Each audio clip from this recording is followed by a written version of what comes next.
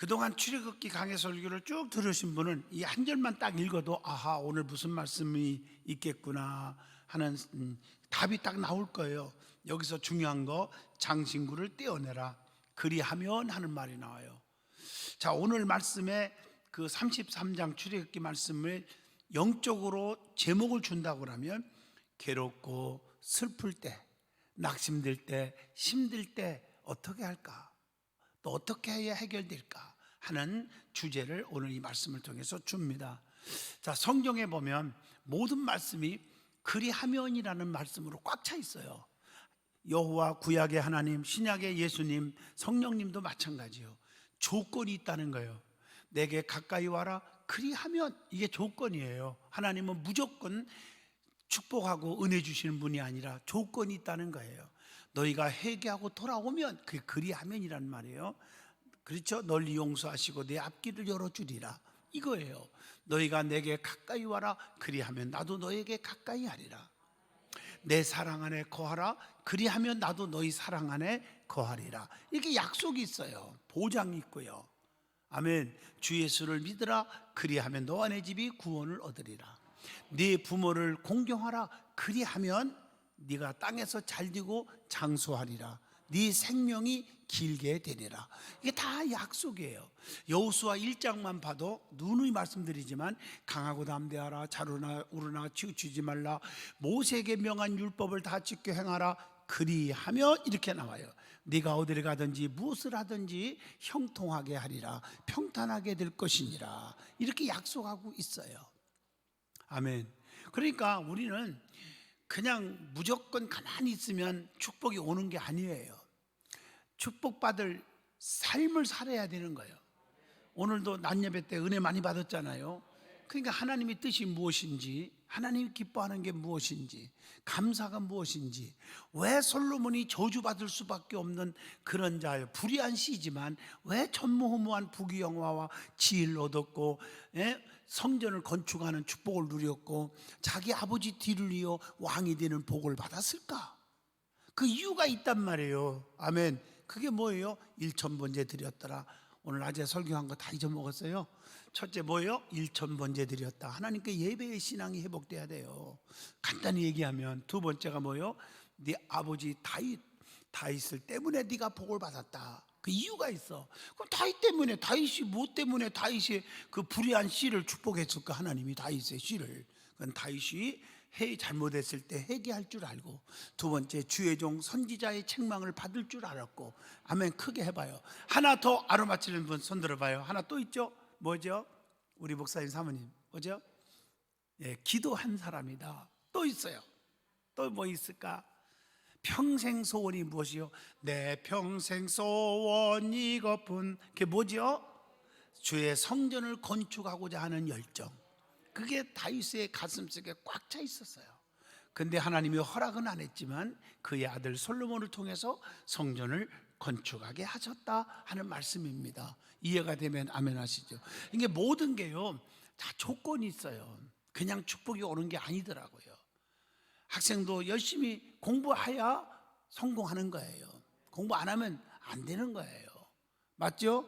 절대 안 되는 거예요. 공부해야 되는 거예요. 해야 되는 거예요.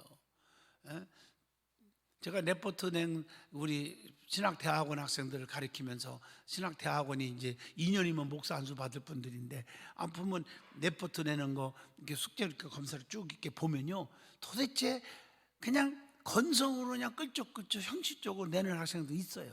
그래갖고 어떻게 목회하려고 그래요? 좀 열심히 노력한 만큼 하나님이 기뻐하시고 도와주는 거 아니겠어요? 아멘이죠? 그러니까 우리가 모든 게 다 합력하여 선을 이루신 하나님이에요. 자, 그럼 오늘 말씀으로 돌아옵니다. 장신구를 떼어내려라. 다시 말하면 내가 원하는 우상 마귀들, 원치 않는 것들을, 세상적 이런 거 다 끊어버려라. 그리하면 내가 너에게 어떻게 할 것을 내가 어떻게 정하겠노라. 하나님이 정하는 거예요. 그러니까 생사화복을 주관하시는 분은 사람이 아니고 누구다? 하나님이시다. 믿으면 아멘. 그래서 이 지구상에 수많은 예수 믿는 사람들이, 그리스도인들이 다양하게 각자의 있는 처소에서 삶을 영위하고 있지만, 크게 나누면 두 종류로 나눌 수가 있습니다. 제가 누누이 말하지만 교회 안에도 두 종류가 있잖아요. 선한 사람, 악한 사람, 순종하는 사람, 불순종하는 사람, 양 같은 사람, 염소 같은 사람, 알곡과 열매가 있으면 쭉정이와 가라지 같은 사람, 입만 열리면 불평하는 사람이 있지만 감사하는 사람, 피스메이커가 있는가 하면 트러블 메이커가 있는 사람, 긍정적인 마인드를 가지고 사는 사람이 있는가 하면 매사가 할 수 없다, 하나만 하다 하지 말자, 부정적인 사람, 이렇게 나눠져 있듯이 영에 속한 사람, 육에 속한 사람, 로마서 8장 5절로 6절 나눠지듯이 오늘 봐도 먼저는 문제가 생겼을 때, 어떤 문제가 딱 터졌을 때 교회에 나오지만 자기 방법과 자기 지식으로 해결하려고 노력하는 자가 있고요. 또 어떤 사람은 자기 생각을 다 저버리고 하나님의 방법을 따라서 해결하려고 하는 자가 있다, 그 말이에요. 우리는 문제가 야기되었을 때 어떤 방법으로 해결을 하여야 하느냐는 것입니다. 예수 믿는 그리스도인들은 자기 지식보다 하나님의 방법을, 자기의 이론보다, 경험보다, 자기 체험보다 하나님의 방법을 따라야 한다고 하는 거예요. 그러면 우리가 하나님의 방법이 무엇냔 말이에요. 어려움이 있을 때, 문제가 있을 때, 걱정거리, 근심거리가 있을 때 하나님의 방법대로 하라고 했는데 하나님의 방법대로 하는 게 뭐냐, 어떻게 해야 하나님이 도와주느냐 하는 질문과 똑같은 질문이에요. 그 답이 출애굽기 33장에서 얻어지는 거예요. 그냥 이론적으로 쑥 읽어보면 아무 의미가 없는 것 같지만 이렇게 설교를 통해서 해석하면 깊은 영적인 교훈이 이 33장에 담겨져 있다, 그 말이에요. 아멘 하시죠? 자, 첫 번째가 본문 1절로 6절입니다. 출애굽기 33장. 즉 하나님과 동행하여야 한다. 임마누엘 해주셔야 한다. 하나님이 함께 하지 않으면 아무것도 안 된다. 해결 방법이 없어요. 아셨죠? 무슨 말인지? 나 어느 곳에 있든지 늘 마음이 편하다. 아셨죠? 하나님이 나와 함께 하셔야 한다. 나와 함께 계신다호. 하나님이 나와 함께 하셔야 된다. 이게 성경 전체의 내용의 핵심이죠. 사실 오늘 출애굽기 33장만 중요한 게 아니라 모든 말씀이 다 그렇습니다. 오늘 본문 1절로 5절에 보면요, 하나님께서는 모세가 아주 상한 마음으로 드려지는 간절한 기도를 지난 철야 때 받았죠. 32장을 통해서 배웠잖아요. 그 마음을 간절한 기도로 하나님 앞에 드렸을 때 하나님은 뭐 해줬다? 응답해 주셨다. 그래서 1절로 3절까지 나오는 말씀은 그거죠. 너희는 젖과 꿀이 흐르는 어디로 가라? 가나안 땅으로 가라. 내가 사자를 네 앞서 보내요. 너보다 먼저 앞서 보내서 가나안 원주민들을 어떻게 해요? 자, 이스라엘 백성들을 지금 가나안 땅으로 들어가서 이제 행복하게 해야 되는데 거기에 누가 있어요? 가로막힌 장벽이 있어요. 그게 원주민들이에요. 그 원주민들을 내어 쫓아내고 가나안 땅에 이르게 하겠다라고 1절로 3절에 약속합니다. 자, 근데 3절 보세요. 그러나 나는 너희와 함께 올라가지 않겠다. 엄청난 무서운 말씀이에요. 하나님이 뜻을 이루기는 해요. 자, 내가 먼저 앞서가 사자를 보내서 앞서가서 다 원주민들을 정리해놓고 너희들을 거기서 가게 하기는 하지만 나는 너희들과 함께 하지 않겠다.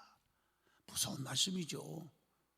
자, 본문 4절을 또 읽어봅니다. 이때 이스라엘은 약속대로 젖과 꿀이 흐르는 가나안 땅, 축복의 땅을 차지하는 것은 감사한데 하나님께서 함께하지 아니하겠다니 그렇게 말하니까 얼마나 슬프냔 말이에요.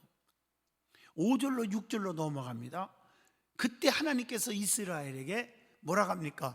자, 처음에는 축복이죠. 가게 한 것도. 그런데 끝까지 축복을 해줘야 하잖아요. 함께 해줘야 하잖아요. 근데 하나님이 안 가겠다니까, 동행 안 하겠다니까 거기서 하나님이 또 제안합니다.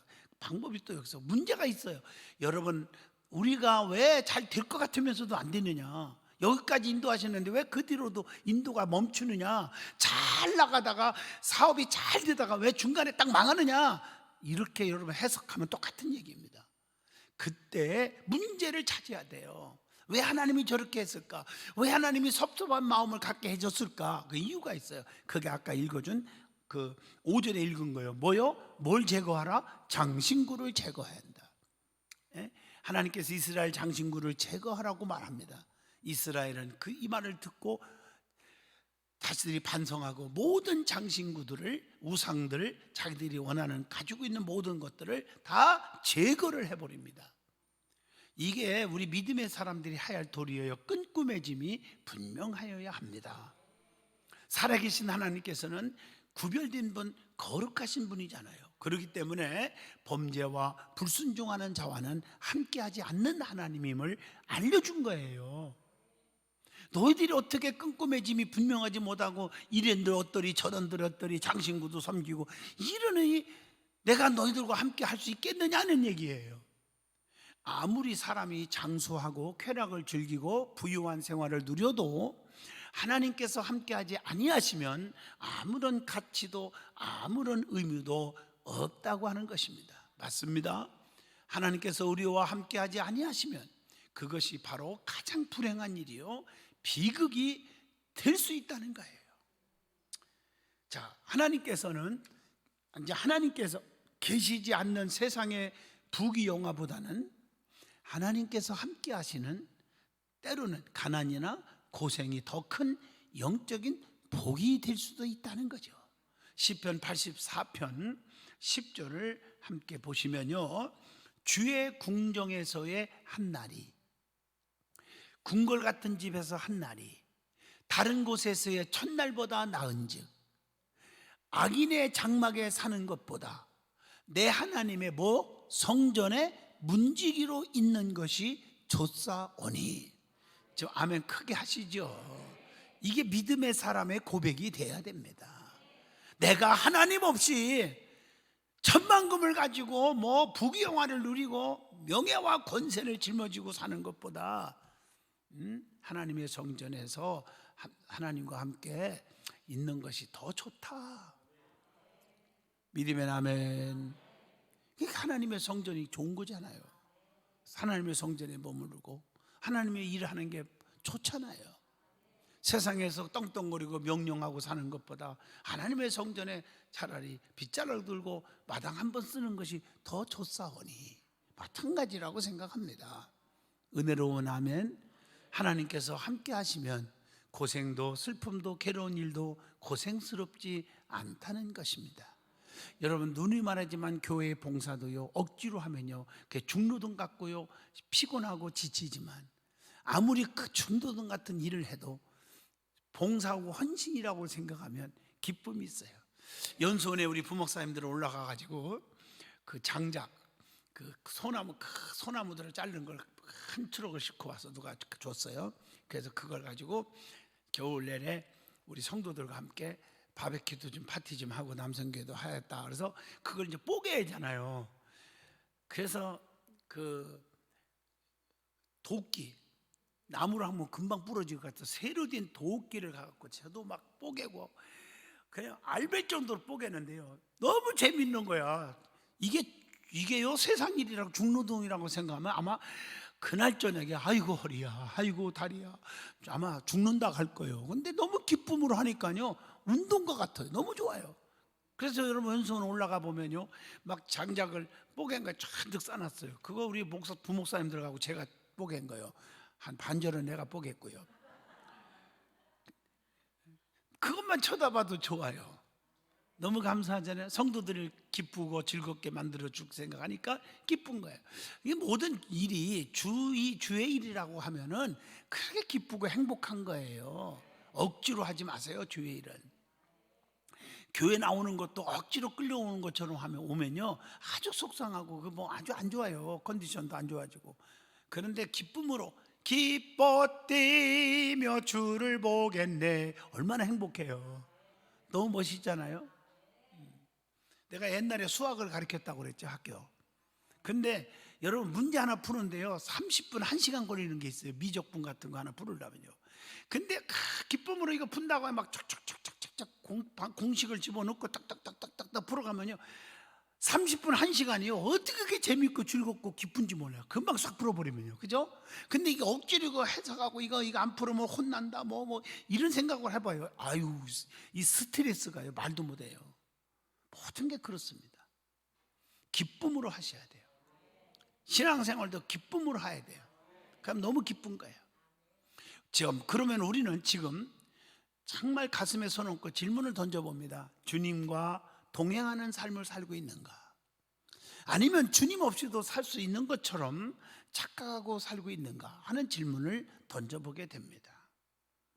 자, 그리스도인이 하나님의 방법대로 살아야 되는데 하나님의 방법은 뭐냐? 두 번째입니다. 본문 7절로 11절에 답이 나옵니다. 괴롭고 슬플 때 하나님께 계속적으로 어떻게 해야 한다? 나아가야 한다 하는 것입니다.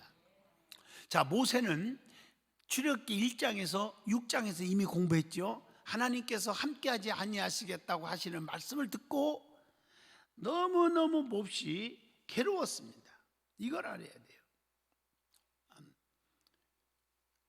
너무 괴로운 거죠. 하나님이 함께하지 않는다는데 이게 좋을 리가 없죠. 너무 괴로운 거죠. 그래서 진 밖에 임시로 하나님과 교제하기 위해서 뭘 만들었어요? 그 안에는 하나님이 함께하지 않는다니까 어떻게 해요? 바깥에서 회막을 만들었어요. 오늘날 예배 장소를 만드는 거예요. 원래 성막은요, 진 안에 지어져야 하지만 하나님께서는 나는 너희와 함께하지 아니하겠다 하시기 때문에 진 바깥에다가 지어놓은 거예요. 왜? 하나님 없이는 살 수 없으니까 주의종 모세가요. 그래서 회막은 하나님을 만나는 곳입니다. 그래서 모세는 모든 것을 제쳐놓고 슬픔 가운데 많은 문제를 가지고 진 밖에 있는 회막에 들어갑니다. 그리고 이번에는 백성들도 모세와 같이 행동을 합니다. 모세가 회막에 들어갈 때 온 백성이 자기들의 장막문에서 함께 8절에 뭐라 했어? 지켜보았다. 그리고 그때 어떤 일이 있었어요? 9절 읽어오시면 한 장씩 읽어오시라고 했잖아요. 자, 9절에 뭐라고 되어 있어요? 뭐가? 무슨 기둥이? 구름 기둥이 회막문에 서며 회막을 덮는 것을 함께 보았다. 여러분, 하나님이 우리를 도와주시는 하나님의 임재, 하나님의 도우심, 하나님의 역사하심, 하나님이 여기 계심을 보여주는 그 체험을 함께 하는 거예요. 지금 오늘 예배를 통해서, 이 성전 예배를 통해서 하나님이 임마누엘 하심을 믿으시면 아멘. 오늘 우리 든든한 교회 안에 성령이 역사하셔요. 그래서 여러분들이 다 보고 있잖아요. 병원에서 암으로 못 고친다는 분들이 얼마나 우리 교회에서 많이 치료를 받았습니까?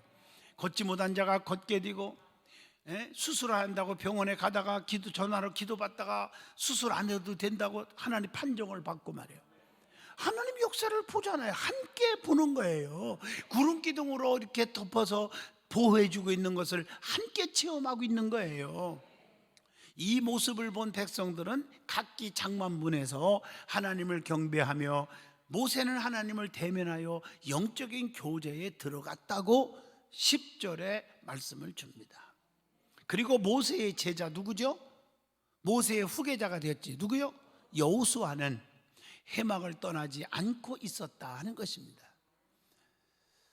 아멘해요. 제가 여러분 이거 출애굽이 끝나면은 신명기를 한다고 그랬는데 아무리 생각해도 여호수아를 한번 해야 될 것 같다 하는 생각도 들었는데 하여튼 주고 보겠어요. 신명기를 해야 될지 여호수아를 볼지 한 장씩.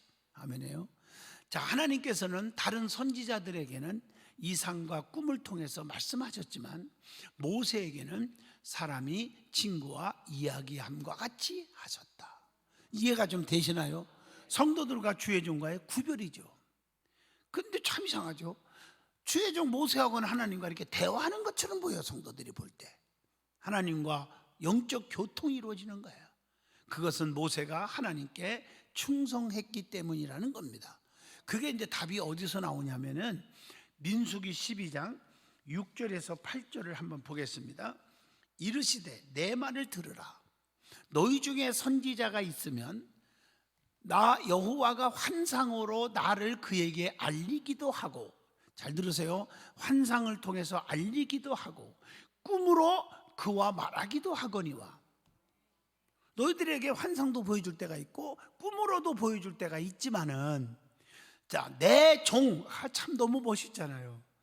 나도 하나님 앞에 기도할 때 하나님 모세와 같이 하나님이 수시로 저에게 내 종 이랬으면 좋겠다 하고 계시겠지만 말이에요. 아멘 하는 사람만 복 받을지어다. 내 종 모세와는 그렇지 아니하니 그는 내 온 집에 뭐함이라 충성함이라. 그와는 내가 대면하여 명백히 말하고 은밀한 말로 하지 아니하며 명백하게 말을 정확하게 하나님이 모세에게 들려준다는 거죠. 또는 그는 또 여호와의 형상을 보거늘, 하나님의 형상을 보거늘 너희가 어찌하여 내 종 모세를 비방하기를 두려워하지 아니하느냐. 그러니까 주의 종 모세를 향해서 비방하고 막 그러는 자들에게서 얘기하는 거예요. 나는 직통으로 모세와 이렇게 대화를 한다. 아멘 좀 하요. 너희들은 꿈과 환상으로 보일 때가 있죠. 충성. 모세는 충성된 종이라 내가 그렇게 한다. 그러니까 너희들 어찌하여 모세를 비방하고 있었느냐 하고 책망하는 그런 메시지가 우리 민수기를 통해서 12장 6절로 8절에 기록되어 있습니다. 여기서 모세는 하나님과 깊은 영적인 교제에 들어갑니다. 모세는 너무 시급한 문제 때문에 해막을 지어놓고 하나님께 나아가서 기도했다고 하는 사실입니다. 할렐루야. 그렇다면 우리에게 시급하게 하나님께 아뢰 문제는 없는가 하는 질문을 던져보게 됩니다. 자, 하나님의 방법. 예수 믿는 사람들은 세상의 방법이 아니라 하나님의 방법을 따라야 되는데 그 방법이 뭐냐? 세 번째입니다. 12절에서부터 23절 마지막입니다. 거기 보면 생명을 걸고 목숨을 걸고 하나님을 향해서 기도해야 한다 하는 것입니다. 모세는 어떻게 기도했습니까? 12절로 16절에 답이 나오죠. 모세는 하나님의 말씀과 하나님이 약속하신 그 약속의 은혜에 근거해서 생명을 걸고 기도를 합니다. 13절을 보세요. 그는 간절하게 주님의 길과 하나님을 알고자 했습니다. 또 자기의 욕심이나 계획보다도 하나님의 길과 하나님의 뜻을 알고자 간절히 기도했다는 거예요. 그 다음에 13절을 쭉 보시면요, 이스라엘 백성을 주의 백성으로 여겨달라고 중보기도 합니다. 하나님, 저 백성들은요, 하나님 축복해 주세요. 하나님의 백성입니다. 그 다음에 가나안의 축복보다도 하나님의 함께 하심을 원했습니다. 가나안 땅이 젖과 꿀이는 땅이라고 해서 가는 중요한 것이 아니라 하나님이 함께 해주셔야 됩니다.